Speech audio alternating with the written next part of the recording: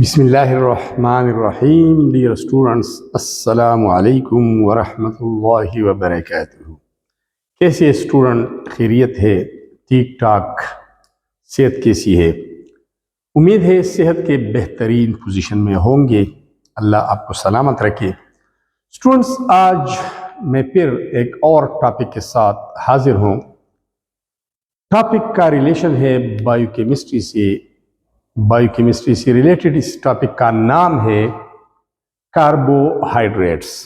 آج ہم کاربوہائیڈریٹس کی بیسکس کے بارے میں پڑھیں گے. جو میٹرک لیول کورس ہے آپ کی بک کی، جتنا بھی ڈیٹیل ہے جو بک میں دیا گیا ہے اس سے متعلق، اور اسی کو مد نظر رکھتے ہوئے ڈیٹیل میں جائیں گے. اسٹوڈنٹس، بیسیکلی کاربوہائیڈریٹس، کاربو کا مطلب ہے کاربن، ہائیڈریٹس اور ہائیڈرا کا مطلب ہے واٹر. سو لٹرلی لفظی طور پر the word carbohydrates means hydrates of carbon. اگر ہم لفظی معنی کریں تو اس کا مطلب ہے ہائیڈریٹس آف کاربن. مطلب یہ ہے کہ کاربن کے ساتھ ہائیڈرا ہے یا واٹر اٹیچ ہوئے ہے. ٹھیک ہے، اس کو میں ڈیٹیل میں جا کے آپ کو سمجھاؤں گا.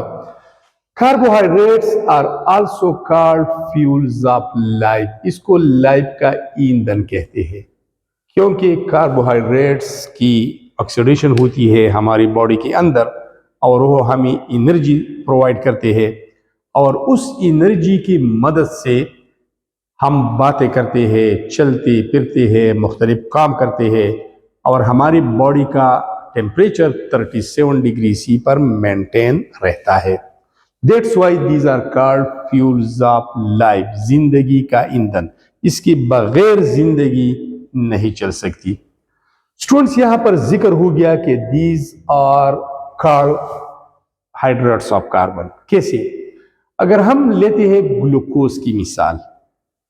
گلوکوز کا کیمیکل فارمولا، مالیکولر فارمولا ہے C6H12O6. دوسرا اگزامپل ہے سکروز کا، C12H22O11. سکروز چینی، جس کو ہم بولتے ہیں کامن لائف میں استعمال کرتے ہیں، ڈیلی لائف میں چینی.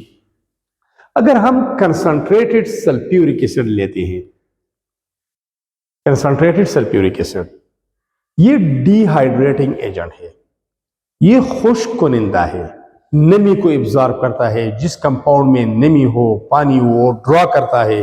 That's why it is called dehydrating agent. اگر ہم ایک کنٹینر میں، بیکر میں، چائنا ڈش میں، کسی اور کنٹینر میں گلوکوز دیتے ہیں، پھر تھوڑا سا اس کے اوپر H2SO4 ڈالتے ہیں، تو اس کنٹینر میں آپ کو بلیک کوئلہ یا کاربن نظر آئے گا، اور واٹر اس سے ایواپوریٹ ہوں گے. اس کے آبزرویشن، آپ کی آبزرویشن یہ ہوگی کہ آپ کے سامنے وہ بلیک کاربن میں تبدیل ہوگا، اور واٹر وہ H2SO4 ایبزارب کرے گا. تو پیچھے رہ جاتا ہے کاربن، 6 کاربن رہ جائیں گے، اور یہاں پر میں نے لکھے ہیں 6H2O. اصل میں H2O کا فارمولا ہے H2O واٹر کا فارمولا ہے. اس میں ایک آکسیجن ہوتا ہے پر مالیکیول. یہاں پر آکسیجن کتنے ہیں؟ 6. تو 6 واٹر مالیکیول میں 6 آکسیجن ہوتے ہیں. یہاں پر اس طرح میں نے 6H2O لکھا ہے. ایک واٹر مالیکیول میں 2 ہائیڈروجن ہے. یہاں پر ہائیڈروجن 12 ہے، تو اس کا مطلب یہ ہے کہ 6 ملٹیپلائڈ بائی 2، تو یہ 6 واٹر مالیکیول ہوں گے. ذرا دیکھیے، 6 carbon, 6 carbon, 12 hydrogen, 6 2s are 12، 6 oxygen, 6 multiplied by 1 oxygen, تو 6 آکسیجن یہاں پر ہے. دوسرا ایگزامپل، اگر ہم چینی لیتے ہیں ایک کنٹینر میں، اس کے اوپر کنسنٹریٹڈ سلفیورک ایسڈ ڈالتے ہیں، تو وہ چینی سے واٹر ایبزارب کرتا ہے، ڈرا کرتا ہے، اور صرف کاربن پیچھے رہ جاتا ہے. یہ تو واٹر ہے. کتنے واٹر ہے یہ میں سمجھاتا ہوں. 12 کاربن رہ جائیں گی پیچھے. یہ کتنے واٹر ہے؟ یہ واٹر ہے، اگر اس کو میں 11 سے ملٹیپلائی کروں تو 11 2s are 22، اینڈ آکسیجن 1 ہے، 1 ملٹیپلائڈ بائی 11، تو H22O11 11 واٹر مالیکیول کے برابر ہوتا ہے. کتنی؟ 11. تو یہاں پر 11 لکھا گیا ہے، یہ بھی 11 ہوگا. تو اس سے یہ ثابت ہوتا ہے کہ ایکچولی کاربن کے ساتھ واٹر اٹیچ ہے during the formation of glucose اور carbohydrates. That's why these are called hydrates of carbon.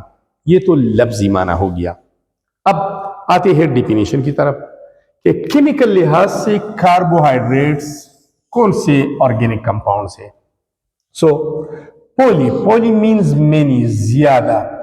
Hydroxy, those compounds which contain OH functional group are called hydroxy compounds. Polyhydroxy aldehydes, یہ بھی میں سمجھاتا ہوں, and polyhydroxy ketones are called carbohydrates. وہ organic compounds جس میں polyhydroxy more than 2 hydroxyl groups ہوتے ہیں اور اس کے ساتھ ساتھ کیٹون aldehyde group بھی موجود ہوتا ہے, تو ان کو بولتے ہیں ہم پالی ہائیڈروکسی الڈیہائڈز.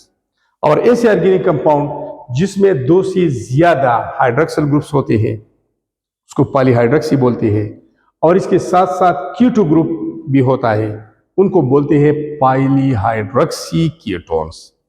تو کیمیکل لحاظ سے یہ اصل میں الڈیہائڈ ہے, کیٹونز ہے, اور اس کے کاربن چین میں 2 سے زیادہ ہائیڈروکسل گروپس موجود ہوتے ہیں.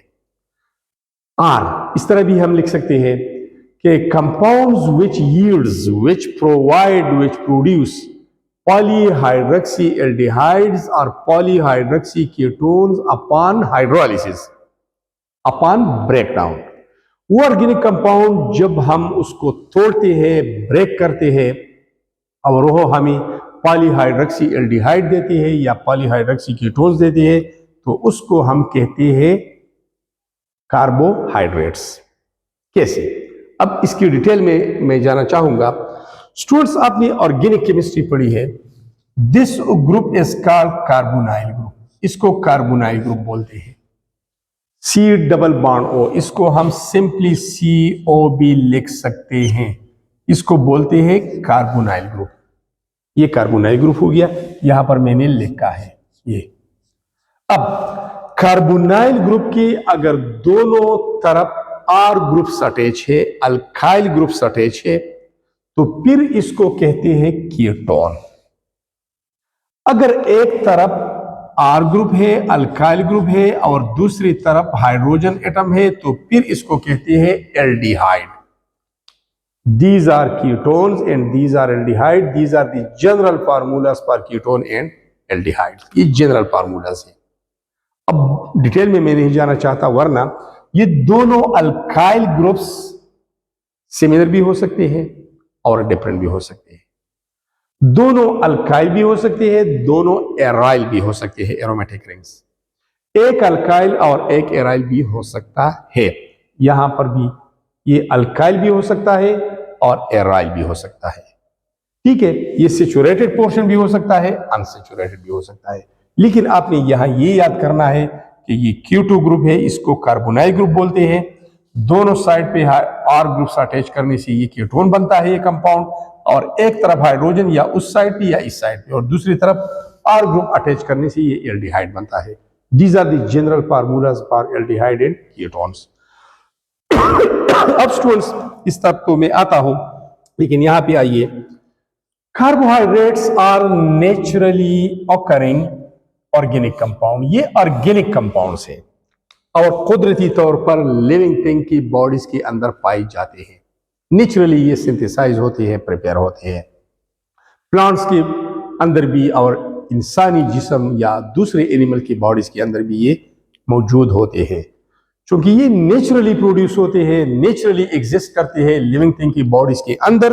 That's why these are called naturally occurring organic compounds. تو یہ نیچرلی اکرنگ آرگینک کمپاؤنڈس ہیں. اب آرگینک کمپاؤنڈ ہم اس کو کیوں بولتے ہیں؟ Because they contain the elements carbon, hydrogen and oxygen. اس میں یہ 3 مین ایلیمنٹ شامل ہے, اور ہم ہائیڈرو کاربنس کو آرگینک کمپاؤنڈ بولتے ہیں, اس کے ڈیرائیویٹوز کو بھی آرگینک کمپاؤنڈ بولتے ہیں. Simply these are organic compounds and these are naturally occurring organic compounds. اب ایگزامپل کی طرف آتے ہیں اسٹوڈنٹس. ایگزامپلز آف کاربوہائیڈریٹس میں हम लेते हैं पहले नंबर पे ग्लूकोज। ये एक कार्बोहाइड्रेट है ग्लूकोज, और इसको हम कॉमनली ग्रेप्स शुगर भी बोलते हैं। जो शुगर ग्रेप्स अंगूर से हासिल होता है उसको ग्रेप शुगर बोलते हैं। दूसरा एग्जांपल है फ्रक्टोज, इसको हनी शुगर बोलते हैं। ये शहद में पाया जाता है। स्टार्च, निशास्ता, ये भी कार्बोहाइड्रेट है। पोटैटोज में बहुत ज्यादा होता है। सेलुलोज, ये वुड में ज्यादा होता है। Cell wall, outermost boundary of the plant cell is called cell wall, and it is made up of a cellulose, and cellulose is a carbohydrate। इसके अलावा ग्लाइकोजन जो लीवर में पाया जाता है। जब हम खाना खाते हैं तो ग्लूकोज तो हमारी बॉडी के लिए जरूरी है, वो ऑक्सीडाइज होकर हमें एनर्जी देती है। लेकिन अगर ग्लूकोज एक्सेस में होते हैं, ज्यादा मिकदार में होते हैं, तो ये हमारे जिस्म के अंदर लीवर में in the form of glycogen store होते हैं और बवक्त जरूरत हमें एनर्जी प्रोवाइड करते हैं। Students, carbohydrates, most of them, not all, most of them, ज्यादातर about 90%, these are represented by the general formula CnH2O whole n। कुछ ऐसी भी है जो ये फार्मूला फॉलो नहीं करते, लेकिन ये मोस्ट ऑर्गेनिक कंपाउंड फॉलो करते हैं। अब n का मकसद क्या है, मतलब क्या है? n stands for number of carbon. Number of carbon, इसका मतलब नंबर ऑफ कार्बन होता है। तो नंबर ऑफ कार्बन, अब ये फार्मूला मैंने दोबारा लिखे। अगर कार्बन 3 है, यहां देखिए गौर से, कार्बन 3 है, 3 से कम कार्बन वाला कार्बोहाइड्रेट मौजूद नहीं है, 3।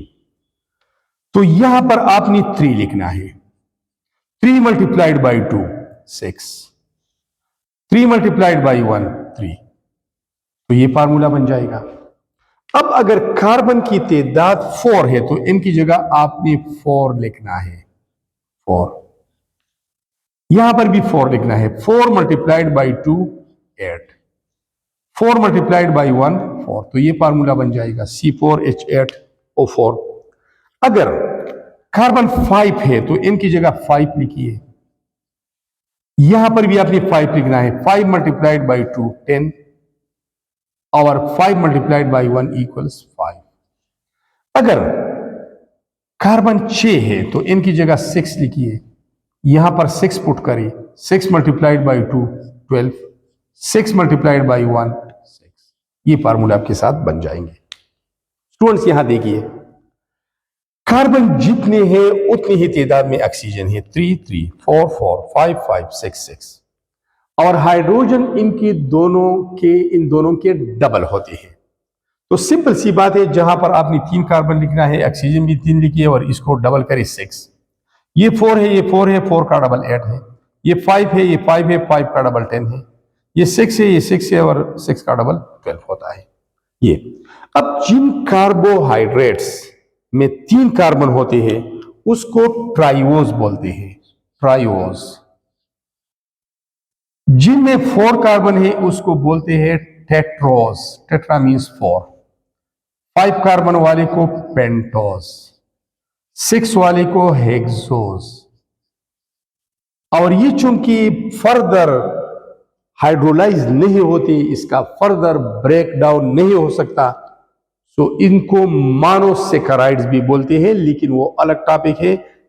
टाइप्स ऑफ कार्बोहाइड्रेट जिसमें मोनोसेकेराइड्स होते हैं, ओलिगोसेकेराइड्स होते हैं और पॉलीसेकेराइड्स होते हैं। तो सिंपल ये यूनिट्स है, ये फर्दर ब्रेक नहीं हो सकते, इसकी फर्दर हाइड्रोलाइसिस नहीं हो सकती। That's why these are called monosaccharides. तो मोनो मीन्स वन और single, and saccharum means sugar. ये सिंगल शुगर यूनिट्स होते हैं, इसको मोनोसेकेराइड बोलते हैं। और जिस मोनोसेकेराइड में 3 कार्बन होते हैं उसको ट्राइओज बोलते हैं। इस तरह 4 कार्बन वाले को टेट्रोज, 5 वाले को पेंटोज और 6 कार्बन वाले को हेक्सोज कहते हैं। स्टूडेंट्स, आते हैं इसकी तरफ polyhydroxy, aldehydes and polyhydroxy ketones की तरफ।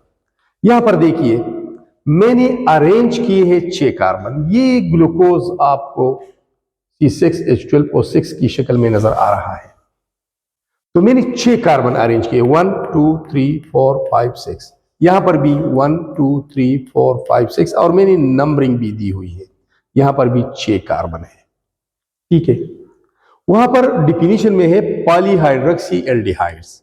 तो यहां पर मैंने एक एल्डिहाइड ग्रुप अरेंज किया, यहां देखिए ये वाला, यहां हाइड्रोजन है ये वाला, फिर ये कार्बन है ये वाला, डबल बॉन्ड ऑक्सीजन है ये वाला, आर ग्रुप ये पूरा चेन, यहां पर एल्डिहाइड ग्रुप है ये वाला, ये हाइड्रोजन ये वाला, आर ग्रुप ये पूरा चेन, और यहां पर ये Q2 ग्रुप है, C डबल बॉन्ड O, ये आर ऊपर ये चेन है ये, और ये आर ये वाला। अब हाइड्रोक्सिल की बात आती है, ये तो कीटोन हो गया, ये एल्डिहाइड हो गया। पॉलीहाइड्रोक्सिल, अब कीटोन के साथ बहुत सारे हाइड्रोक्सिल अटैच करनी है इस चेन में, और एल्डिहाइड के साथ भी हाइड्रोक्सिल ग्रुप्स अटैच करने हैं।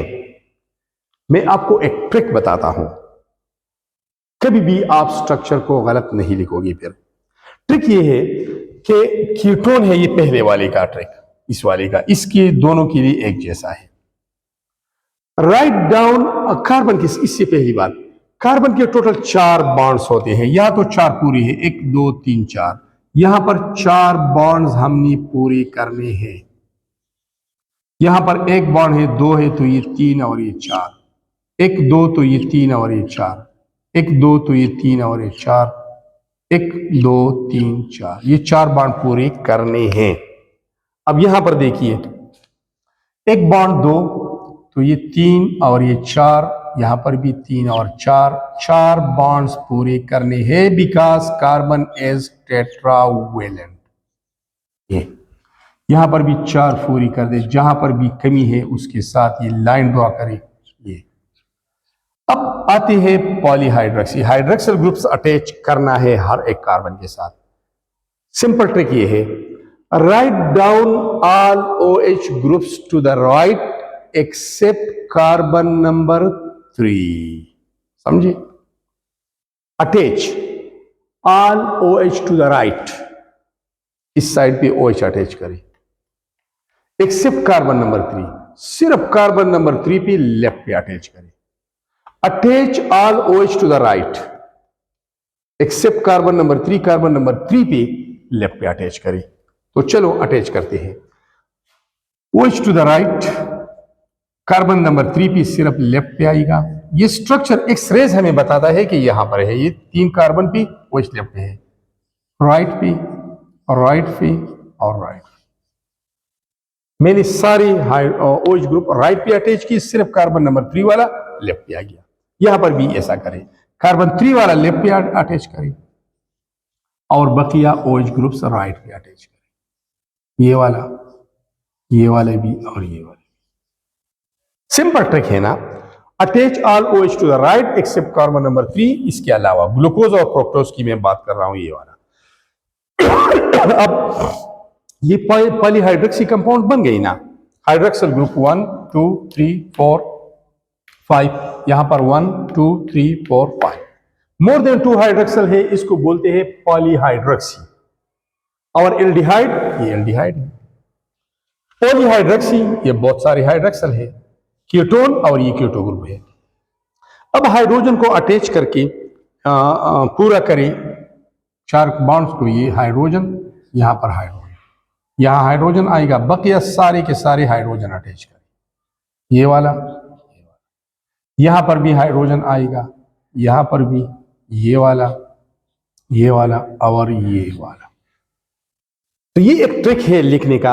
अब ये कंपाउंड पॉलीहाइड्रोक्सी कीटोन है, तो इसको कार्बोहाइड्रेट्स बोलते हैं। ये पॉलीहाइड्रोक्सी एल्डिहाइड है, इसमें एल्डिहाइड ग्रुप है, ये भी कार्बोहाइड्रेट है।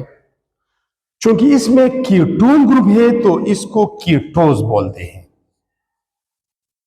इसमें एल्डिहाइड फंक्शनल ग्रुप है तो उसको एल्डोज बोलते हैं। और जब एल्डिहाइड ग्रुप होता है उसको हम ग्लूकोज कहते हैं, और जब कीटोन ग्रुप मौजूद होता है तो उसको हम फ्रक्टोज बोलते हैं, वरना मॉलिक्यूलर फार्मूला सेम है। 6 carbon C6, hydrogen 12, 1 2 3 4 5 6 7 8 9 10 11 and 12, H12. O6, 1 2 3 4 5 and 6. C6H12O6, ये फार्मूला आ गया C6H12O6। तो फार्मूले से हमें पता नहीं चलता है कि कौन सा फंक्शनल ग्रुप है, स्ट्रक्चर से पता चलता है। अब यहां पर भी आप काउंट करें 6 कार्बन है, हाइड्रोजन काउंट करें 12 है, ऑक्सीजन भी 6 है।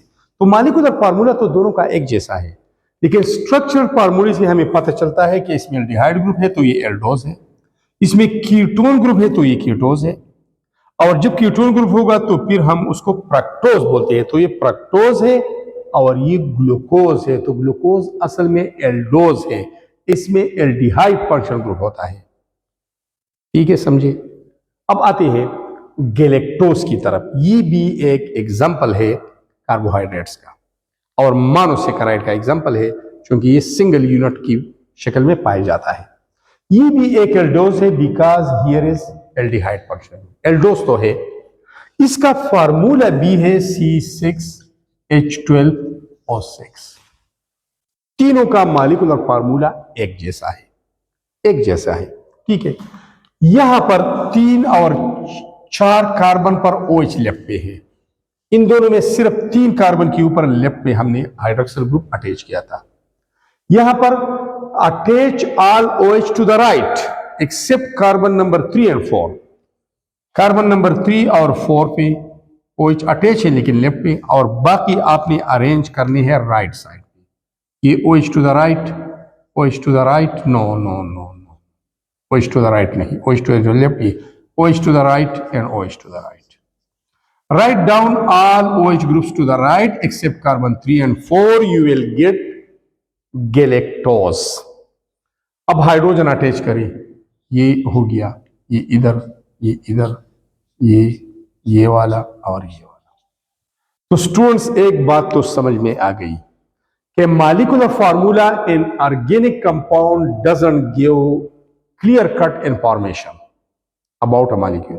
अब मैं आपको समझाता हूं, ये कौन सा कंपाउंड है, आप बोलेंगे ये ग्लूकोज है, लेकिन अगर मैं स्ट्रक्चर ड्रा करूं और कीटो ग्रुप अटैच करूं तो ये तो फ्रक्टोज है। अब ये वाला आप कहेंगे ये गैलेक्टोज है, अगर मैं ये स्ट्रक्चर ड्रा करूं तो ये तो ग्लूकोज बन गया। तो स्ट्रक्चर से हमें पता चलेगा कि ये कौन सा कंपाउंड है। So it means structural formula is very very important in organic chemistry. सिर्फ मॉलिक्यूलर फार्मूला हमें पूरा इंफॉर्मेशन नहीं देता, जितनी भी मालूमात है वो यहां से हासिल नहीं हो सकती, स्ट्रक्चर यहां से होती है। बहरहाल ये तीनों के मॉलिक्यूलर फार्मूलाज एक जैसे है और ये स्ट्रक्चरल फार्मूला इसके डिफरेंट है, ये वाली।